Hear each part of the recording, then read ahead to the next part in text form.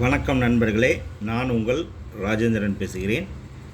இது நாளிதழில் வந்த தினமொரு தகவலாகும். கூலிங் கிளாஸ் சூரிய ஒளியால் கண்கள் உலர்ந்து போகாமலும் சூரிய ஒளியில் எளிதாக பார்க்க உதவும் கூலிங் கிளாஸ் என்ற கண்ணாடிகள் எப்போது கண்டறியப்பட்டது என்ற துல்லியமான தகவல் இல்லை.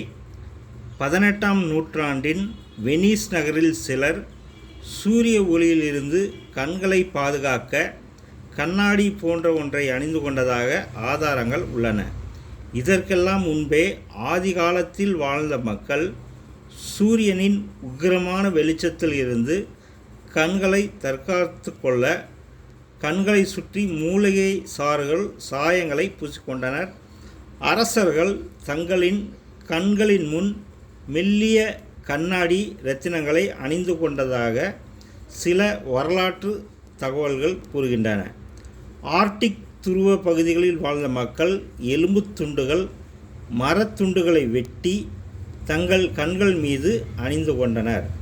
இப்படி பல பரிணாம வளர்ச்சிகளை கண்ட கண்ணாடி 19ஆம் நூற்றாண்டில் விதவிதமான நிறங்களை கொண்டு மக்களிடம் பரவலாக புழக்கத்தில் வந்தது. 1930களில் எட்வின் லேண்ட் என்ற ராக் இசை கலைஞர் போலராய்டு என்ற வகை கூலிங் கிளாஸ்களை அறிமுகம் செய்த பின் மிகப்பெரிய அளவில் விற்பனை எட்டியது.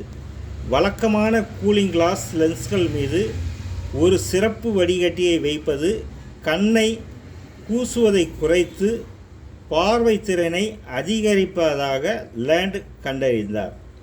இதுவே போலராய்டு கண்ணாடிகள் என்ற பெயரில் உலகின் பல்வேறு நாடுகளில் பிரபலமானது. இன்றைக்கு சன்கிளாஸ் அல்லது கூலிங் கிளாஸ் என்ற கண்ணாடி தயாரிப்பு தொழில்நுட்பம் பல்வேறு நவீன அம்சங்களை கொண்டுள்ளது. குறிப்பாக இன்றைய சன்கிளாஸ்கள் கண்களுக்கு தீங்கு விளைவிக்கும் அல்ட்ரா வயலட் கதிர்வீச்சுகளிலிருந்து கண்களை பாதுகாக்கின்றன. இதனால் கண்புரை, கண் வெளிப்படல சிதைவு, கண் சார்ந்த தசைகளில் புற்றுநோய் உள்ளிட்ட பாதிப்பு ஏற்படாமல் தடுக்கப்படுகிறது. தகிக்கும் வெயிலில் கண்கள் தாங்கிக் கொள்ள கூலிங் கிளாஸ் உதவுகிறது என்பதில் மாற்றம் இல்லை. நண்பர்களே, இது தினசரி நாளிதழில் வந்த தினமொரு தகவலாகும்.